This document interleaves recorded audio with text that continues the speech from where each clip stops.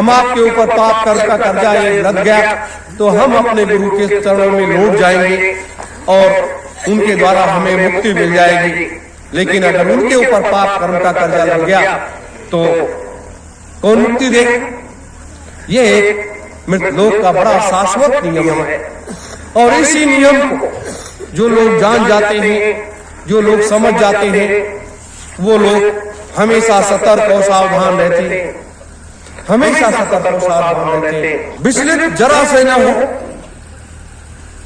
सिर्फ आगे बढ़ने का लक्ष्य निर्धारित करो।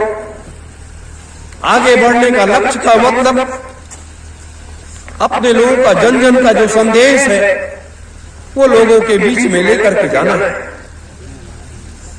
जब हम लोगों के बीच में अपने संदेश को लेकर के जाएंगे, लोगों को बताएंगे, लोगों को समझाएंगे, लोगों के समझ में आएगा कि वाकई ये सत्य है और इस सत्य को झुटलाया नहीं जा सकता है, इस सत्य को झुटलाया नहीं जा सकता है।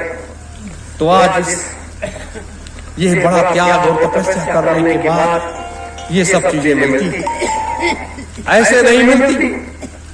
ये किसी स्कूल में नहीं पढ़ाई होती है, ये किसी लैब में जाकर के आप रिसर्च नहीं करते हैं। इसकी पढ़ाई एक अलग तरीके से होती है, इसका रिसर्च एक अलग तरीके से होता है और इसमें बड़े पापड़ बेलने पड़ते हैं, बड़ी बड़ी मुसीबतें आती हैं, बड़े बड़े कष्ट आते हैं, बड़ी बड़ी परेशानियां आती हैं, तब ये जाकर के प्राप्त होता है। और जब ये प्राप्त हो जाता है तो वो व्यक्ति जो है इस मृतलोक का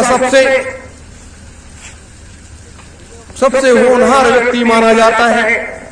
होनहार इसलिए माना जाता है कि उसकी विचारधारा, उसकी कार्यशैली इस मृतलोक में काम करती है और 35 करोड़ देवी देवताओं का उसको आशीर्वाद मिलता है, उसका सानिध्य मिलता है और समचर अचर में व्याप्त सभी शक्तियां उसका सम्मान करती हैं।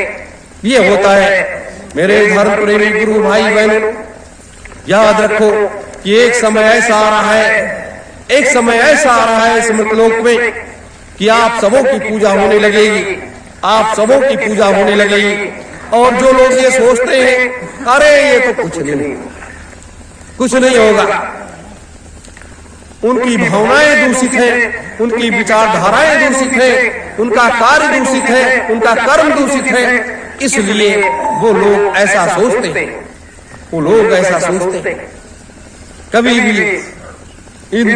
इस तरीके से विचारों को अपने अंतर में मत आने देना कि ये काल का डंडा जो पड़ने जा रहा है लोगों के ऊपर, ये काल का देश है। लोग कहते हैं कि निरंजन का देश है, तो निरंजन भगवान ने तो कोई जिम्मेदारी संभाली नहीं कभी भी। उन्होंने तो उसी समय कह दिया कि जब तक हम अपने पिता का दर्शन नहीं कर लेंगे, उनके मुखारबिंद से मुझे आदेश नहीं मिलेगा, तब तक मैं कोई जिम्मेदारी नहीं संभालूंगा। इसीलिए अपने परम पूज्य स्वामी जी महाराज जब आए इस मृतलोक में, तो आने के बाद जब उन्होंने आम जनमानस को नामदान देना शुरू किया, लोग उनके सानिध्य में जाने लगे, तो सबसे पहला नाम उन्होंने जो बताया वो निरंजन का बताया। अब आज उसी नाम को लेकर के तमाम संगत में तमाम व्याख्यान होते हैं। कहीं कोई कुछ कहता है, कहीं कोई कुछ कहता है, कहीं कोई कुछ कहता है। तो ये व्याख्यान उन लोगों के समझ में इसलिए वो लोग व्याख्यान करते हैं क्योंकि उनके समझ में नहीं आता कि निरंजन कौन है। निरंजन इस मृतलोक का अगर मालिक है तो परम पूज्य स्वामी जी महाराज ने उसकी पहली माला ही बताया, पहला नाम ही बताया कि आप इसे जप। और उसी का जितने भी उस तरीके से लोग हैं उसी का विरोध करते हैं, उसी निरंजन भगवान का विरोध करते हैं। तो जब आप उनका विरोध करने लगोगे, तो गुरु सत्ता जो होती है वो भी देख रही है, कि हमारे बच्चे का विरोध ऐसे लोग अपने ही लोग कर रहे हैं। तो वहां क्या होता है, फिर वो परमात्मा अपने हिसाब से उसको सही करने लगता है, अपने हिसाब से उसको सही करने लगता है। क्योंकि ये परिवर्तन का कार्य जो है, मैंने कई बार बताया ये परिवर्तन जो है, ये युग परिवर्तन का जो कार्य है, हमेशा हर युगों में से परिवर्तन हुआ है। ये युग परिवर्तन का कार्य जो है, 2,03,000 वर्षों की जो व्यवस्था है, 3,000 वर्ष के लिए सतयुग और 2 लाख वर्ष के लिए संत युग की जो व्यवस्था है, ये सारा कार्य ये न ब्रह्मा का है, न विष्णु का है, न महेश का है। ये सारा कार्य, ये सारा खेल जो है, ये निरंजन का है। और इस बार की व्यवस्था उनको जिम्मेदारी दी गई कि ये कार्य आपको करना है।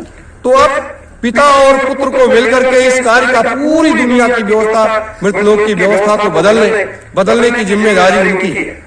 और कोई भी इस व्यवस्था को बदल भी नहीं सकता है, क्योंकि जब शक्तियों का आकलन होने लगा, जब शक्तियों की व्यवस्था होने लगी कि इस मृतलोक में सबसे बड़ा शक्तिशाली व्यक्ति कौन होगा, तो सबसे बड़ा शक्तिशाली व्यक्ति निरंजन ठहरे कि जिन्होंने 8.5 लाख वर्ष की साधना किया और 8.5 लाख वर्ष की साधना करने के बाद अपनी शक्ति को ऐसे अपनी मुट्ठी में बंद कर लिया, उसका कहीं भी प्रयोग नहीं किया, कहीं भी दुरुपयोग नहीं किया। तो जब कहीं नहीं दुरुपयोग किया तो वो 8.5 लाख वर्ष की शक्ति, वो साधना की शक्ति वो लेकर के तब जाकर के इस ब्रह्मांड, इस मृतलोक की ये काल छटा को हटाने के लिए वो कार्य करे। तो ये समय, ये परिवर्तन का है, ये बदलाव का है मेरे गुरु भाई बहन। तो इसीलिए हमें आपको सतर्क सावधान रहना चाहिए। दूसरी बात, हमें किसी से बैर नहीं है। कोई हिंदू है, कोई मुसलमान है, कोई सिख है, कोई ईसाई है, कोई यहूदी है, कोई फारसी है, कोई जैनी है, किसी भी धर्म का, किसी भी मत मतांतर का है, हमें किसी से कोई बैर नहीं। वो मनुष्य है और मनुष्य का एक कर्तव्य है। तो हम आप पूरे संसार में इसीलिए जाने की बात करते हैं, पूरे संसार के लोगों को एक परिवार समझते हैं। और जब ये परिवार अपना है, तो इस परिवार में जो आग लगने जा रही है कि ये प्रयास किया जाए कि हम ज्यादा से ज्यादा अपने परिवार को बचा ले जाए। तो ऐसी स्थिति में, ऐसे समय में हमें आपको ये विचार करना है, ये सोचना है। तो ये कार्य करने के लिए हमें आपको आगे, हम आप सब लोग आगे आए। इसीलिए एक निश्चित समय जो निश्चित किया जाए, उसमें बड़ी संख्या में लोगों को आना चाहिए। ये मौका बार बार नहीं मिलेगा। ये जीवन एक एक दिन घटता है तो एक एक वर्ष घटता है, एक एक दिन घटता है तो एक एक वर्ष घटता है। इसलिए प्रत्येक माह पूर्णिमा की तिथि में अपने लोग एक दिन पहले आओ। जैसे 16 मई को पुनः पूर्णिमा की तिथि है, 15 तारीख को आओ, शाम का सत्संग सुनो, और 16 तारीख को हवन का कार्यक्रम करो, और पुनः शाम का सत्संग सुनो, और सुबह अपने अपने घरों की तरफ प्रस्थान कर जाओ। और जिसको जो कार्य दिया गया वो अपने कार्य में लोग लग जाए, क्योंकि ये मौका मिलने वाला नहीं है। ये बहुत समय के बाद ये मिलता है, ऐसे कार्य करने का मौका मिलता है। कुछ अव्यवस्थाएं हैं। यज्ञ कुंड की वेदी पर जब लोग बैठते हैं तो लोग अपने इन वस्त्रों को ध्यान रखते हैं। नहीं, अगले जो हवन का कार्यक्रम होगा, यज्ञ का कार्यक्रम होगा, उसमें लोग ये प्रयास करें या तो धोती लेकर के आए पुरुष, या अपना लुंगी एक साफ सुथरा लेकर के आए, लेकिन शरीर में कोई वस्त्र नहीं रहेगा।